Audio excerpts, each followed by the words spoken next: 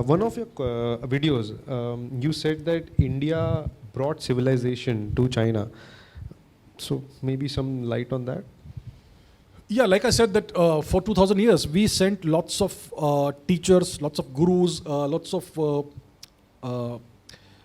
experts in dharma and dhamma, Buddhist scriptures, Vedic scriptures, all of that. Many of these scholars who went to China were experts in Buddhism as well as Vedic scriptures and all that. And the whole of China, if you look at all of their architecture, ancient architecture, if you see all of their ancient temples, you will see lots of Indian gods, Buddhist gods, all of that. So China for 2000 years has been very deeply influenced by Indian culture. Kung Fu itself has come from India. Today they call it Chinese Kung Fu, but it originates in India. And the interesting thing is that all of Asia's martial arts, they originate in Kung Fu. For instance, in Japan, in the island of Okinawa, there is this Japanese island of Okinawa, over here. Where is it? Little up, yeah. Somewhere here. It's one of the major Japanese islands. It is home to Shorin Ryu Karate. Shorin Ryu Karate means Shaolin style karate. So that style originates in the Shaolin school. And various other martial arts like, for instance, what is it called? Taekwondo, etc. also have influences from China. Now, Korea. Kalyaripattu is... I have no idea if there is... Some people say that. Some people say, what's the evidence? Okay. Show me the evidence. Bodhidharma maybe had the... That is also conjecture. We don't know. Okay. No. I mean, if there is evidence, I'll be happy to accept it. All right. Right. So some people say Kalari Payotu and Kung Fu have some relationship. I have seen nothing. Like mother of Kung Fu is Kalari. How do we know it? Show me one piece of evidence. No? Okay. Yeah. So people say that. People like to try and create these relationships.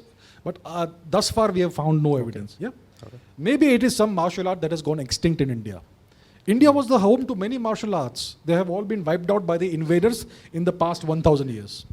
So maybe the original martial art has gone extinct. Very possible, yeah. So now even through China, what we have is that South Korea, I mean the whole of Korea became Indianized. Korea was a Buddhist kingdom. A Buddhist, the religion was Buddhism. That only happened through China. Then Buddhism went through China into Japan. In Japan, we have something called Zen Buddhism. The Chinese called it Chan. The original word is Dhyan. Dhyan became Chan in China and became Zen in Japan. So Zen Buddhism is Dhyana Buddhism. It's Dhyana. But and if you see Hinduism, there is called Buddhism. Yeah. So let me talk about that. Yeah, briefly. So if you see the various Buddhist temples in Japan, you will see all kinds of divinities, gods and goddesses, big figures, big statues, murtis of various gods and goddesses with Japanese names. One of the goddesses is called Benzaiten. Benzaiten, she holds a string instrument and she sits on a lotus in a swan. Benzaiten is the Japanese Saraswati. There is also a Japanese Shiva, there is also a Japanese Mahakal, there is also a Japanese Lakshmi, and so on. Ganesh. Every single Hindu god or goddess is present in Japan with Japanese names. There is Vayu, there is Ganpati, Ganesh, who is called, I forget the Japanese name. So, if Japan was Buddhist, then how come they are worshipping all these Hindu gods and goddesses?